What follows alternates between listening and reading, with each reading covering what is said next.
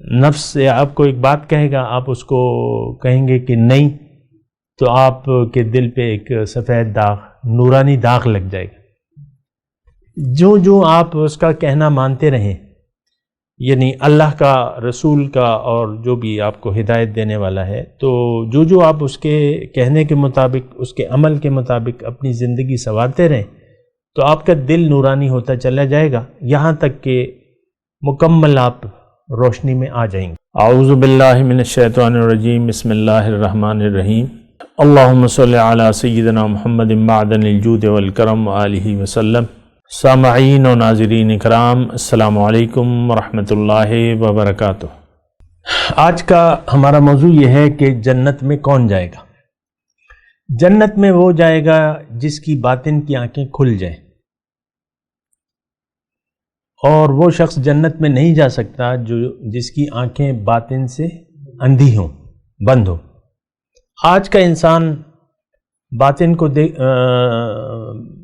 ظاہر کو دیکھ رہا ہے، اور ظاہر کے لیے زندگی گزار رہا ہے، اور ظاہر پہ یقین ہے۔ تو ایک تو یہ بات سمجھ لیں، یعنی اس کا تفصیلی جواب یہ ہے کہ انسان باطن کو کیوں بھلا دیتا ہے، آنکھیں بند کیوں ہوتی ہیں؟ دیکھیں، روح کو جب جسم مل جاتا ہے، دراصل یہ زندگی ایک امتحان ہے، امتحان ہے، اور یعنی دنیا کے جو امتحان ہوتے ہیں تو بچے کو پتہ نہیں ہوتا کہ سوالات کیا آئیں گے امتحان میں۔ پالیسی ہوتی ہے نا، پرچہ آؤٹ نہیں ہوتا ہے تو پھر وہ ایک غلط بات ہوتی ہے۔ سیکریسی ڈپارٹمنٹ، یہ وہ سارے بورڈز کا ہوتا ہے نا، تو ایک تو یہ ہے۔ اچھا، اب یہ دنیا کی زندگی جو ہے یہ ایک امتحان ہے، اس بات کو ذرا اچھی طرح نوٹ کر لیں۔ دنیا کی زندگی امتحان ہے، اس میں کوئی شک و شبہ ہے؟ امتحان پاس کریں گے تو جائیں گے، جو پاس کریں گے وہ جنت میں جائیں گے، جس نے امتحان دیے ہی نہیں تو جنت میں داخلے کا تو کوئی سوال نہیں ہے۔ امتحان میں جو پاس ہو جائے گا، پاس فیل، تو اب یہ ہے نا کہ یہ امتحان ہے۔ اللہ تعالیٰ نے باطن کو چھپا دیا ہے، باطن کو چھپا دیا، اس میں اس کا امتحان ہے۔ لیکن باطن ظاہر بھی ہے، باطن جو ظاہر ہے دراصل وہ باطن ہے، اس کے پیچھے باطن نہ ہوتا تو ظاہر ہوتا۔ تو دیکھیں، یہ ساری یعنی اللہ تعالیٰ فرماتا ہے کہ تم تدبر کرو، سوچو، فکر کرو، عقل سے کام لو۔ انسان دنیا میں آ کے اگر عقل سے کام لیتا ہے، فکر کرتا ہے، سوچتا ہے، تو اس کو روشنی اللہ تعالیٰ دکھاتا ہے۔ روشنی کیا ہے؟ قرآن پاک۔ روشنی کیا ہے؟ حضور صلی اللہ علیہ وسلم کی ذات۔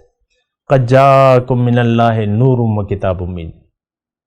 ہمیں دیکھیں، آنکھیں بند ہیں، اندھیرا ہے۔ مثال کے طور پہ آنکھیں بند کا آپ یہ جملہ بنا لیں کہ اندھیرا ہے، کوئی حقیقت نظر نہیں آ رہی، کوئی چیز نظر نہیں آ رہی ہے نظر نہیں آ رہی، تو اندھیرا ہے نا۔ اب روشنی کیا ہے؟ قرآن۔ یہ وہ ہمارے شیخ ایک وہ جملہ فرماتے اقبال کا کہ این کتاب نیست چیزیں دیگر است۔ یہ کتاب نہیں ہے، کچھ اور چیز ہے، یہ تو نور ہے اللہ کا کلام ہے، اللہ کی صفت ہے۔ یہ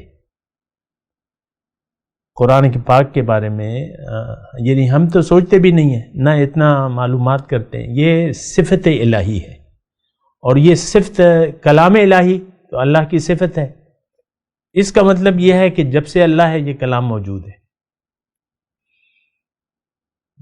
ہمیں یوں لگتا ہے کہ یار یہ مکے میں یہ حالات ہوئے تو پھر یہ یوں لگتا ہے نا۔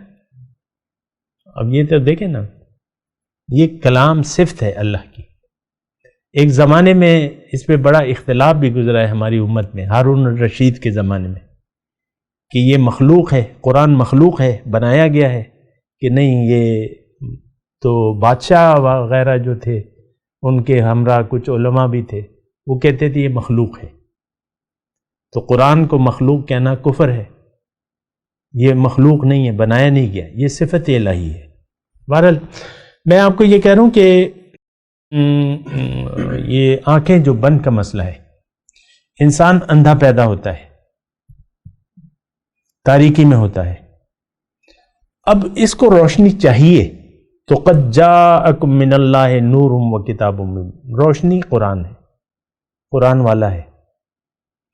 اور آج قرآن والے جو لوگ ہیں، جو صاحب قرآن ہیں، جو سچے لوگ ہیں، وہ صاحب قرآن ہیں، اور وہ آپ کو، ان کے پاس آپ جائیں، ان کو تلاش کریں۔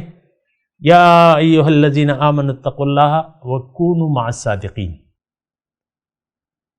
اے ایمان والو تقوی اختیار کرو، سچے لوگوں کو تلاش کرو، ان کے ساتھ صحبت بناؤ۔ اب ظاہر ہے کہ آپ صحبت میں رہیں گے تو پھر وہ اس کا تو اثر ہوگا، لیکن صحبت میں رہنے کا اثر اس وقت ہوتا ہے جب کہ آپ کو فائدہ لینے کی نیت بھی ہو، ورنہ پھر کوئی فائدہ نہیں ہوگا۔ یہ بات نوٹ کر لیں، نیت، کیونکہ نیت سے کام بنتا ہے، نیت ہی آپ کی نہیں ہے، آپ بدگمانی میں مبتلا ہیں، آپ اس کو جھوٹا جانتے ہیں۔ مثال کے طور پہ حضور صلی اللہ علیہ وسلم آئے تو یہ کافروں نے بدگمانی میں مبتلا ہو گئے نا، الزامات لگانے شروع کر دیے، تم مسحور ہے، یہ تم نے اپنے لیے خود ہی بنایا ہوا ہے، یہ ہو ہے وہ ہے۔ آج بھی مطلب یہی ہے کہ اگر آپ بدگمانی میں، یہ لوگ تو موجود ہیں، نہ ہوتے تو قرآن کی آیت نہ ہوتی، کونوا مع الصادقین، لوگ تو موجود ہیں، لیکن آپ، ایک تو ہم ضرورت بھی نہیں محسوس کرتے۔ میں صرف یہ کہہ رہا ہوں کہ آپ کی بند آنکھیں کب کھلیں گی، آپ کو روشنی کب نظر آئے گی؟ سب سے پہلے آپ ایک نور والا ڈھونڈیں جس کا دل نورانی ہو، جو بھی ہو، ہیں اللہ تعالیٰ کے بندے، تو اس کو ڈھونڈیں، اس سے رابطہ کریں کہ بھئی میں نے تو اپنی آنکھیں کھولنی ہیں، وہ پھر آپ کو کچھ بتائے گا، جو بھی بتائے، تو آپ اس لحاظ سے کہ بھئی یہ بتائے گا، جو بھی یہ کہہ رہا ہے میں اس پر عمل کروں گا، تو پھر یہ وہ نور ہے وہ آپ کے دل میں آئے گا، آنا شروع ہو جائے گا، جیسے کہ حضور صلی اللہ علیہ وسلم کی وہ ہے، پھر آپ اپنے نفس سے مقابلہ شروع کر دیں گے۔ نفس سے آپ کو ایک بات کہے گا، آپ اس کو کہیں گے کہ نہیں، تو آپ کے دل پہ ایک سفید داغ، نورانی داغ لگ جائے گا۔ جو آپ اس کا کہنا مانتے رہیں، یعنی اللہ کا، رسول کا، اور جو بھی آپ کو ہدایت دینے والا ہے، تو جو آپ اس کے کہنے کے مطابق، اس کے عمل کے مطابق اپنی زندگی سنوارتے رہیں، تو آپ کا دل نورانی ہوتا چلا جائے گا، یہاں تک کہ مکمل آپ روشنی میں آ جائیں گے۔ تو بہرحال یہ جو سوال ہے کہ ہمیں کچھ نظر نہیں آ رہا، بعض اوقات یہ سوال بھی ہوتا ہے نا کہ بھئی ظاہر تو نظر آ رہا ہے، باطن نہیں نظر آ رہا، تو اس کا پھر ایک طریقہ ہے اللہ تعالیٰ کا، اہبطوا منہا فإما یأتینکم منی ھدی فمن تبع ھدایا فلا خوف، میں ہدایت تمہیں دوں گا، تو ہدایت والے سے تم جڑ جاؤ، بیعت کرو اللہ تعالیٰ سے، اپنے مال و جان کا سودا کر لو، پھر کسی انسان کے ذریعے اس سودے کو لوٹا دو۔ یہ وہ کہتے ہیں نا کہ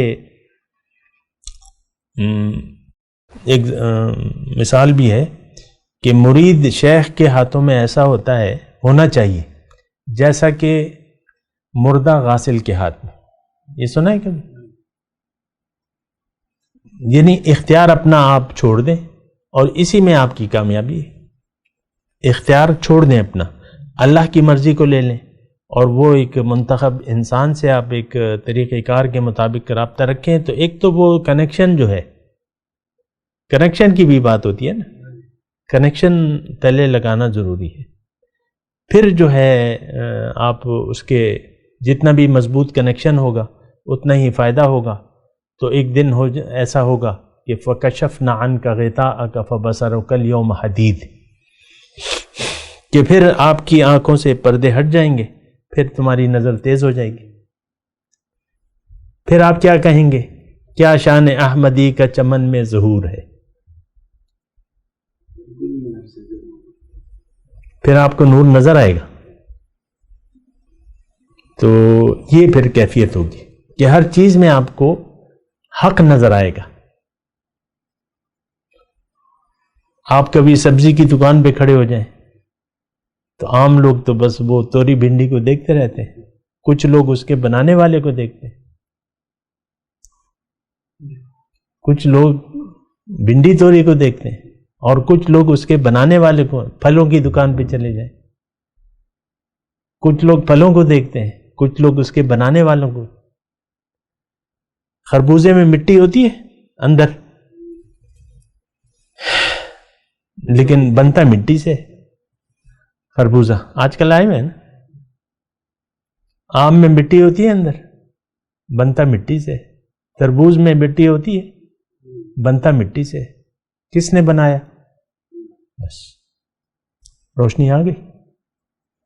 یہ دیکھیں اصل میں وہ آخری بات میں کہہ رہا ہوں، یہ آپ کی نیت پر انحصار ہے کہ آپ کیا کرنا چاہتے ہیں. روشنی چاہتے ہیں تو مل جائے گی، نہیں چاہتے تو پھر نہیں ملے گی. پھر طلب، من طلب فقد وجد.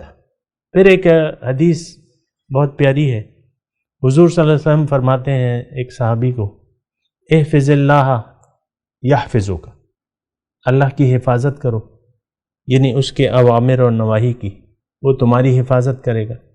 پھر دوبارہ یہی جملہ فرمایا، احفظ اللہ تجدہ تجاہک، اللہ کی حفاظت کرو تم اپنے سامنے اسے پالو گے. حضور صلی اللہ علیہ وسلم کے الفاظ ہیں. اتقوا فراست المومن فإنہ ینظر بنور اللہ. اور یہ تو وہ حدیث بھی ہے نا کہ میں اس کی پھر آنکھیں بن جاتا ہوں. سنا ہے؟ مجھ سے دیکھتا ہے. میں اس کے کان بن جاتا ہوں، مجھ سے دیکھتا ہے. میں اس کے پاؤں بن جاتا ہوں. وآخر دعوانا ان الحمدللہ رب العالمین. مولاي صل وسلم دائما ابدا على حبيبك خير الخلق كلهم.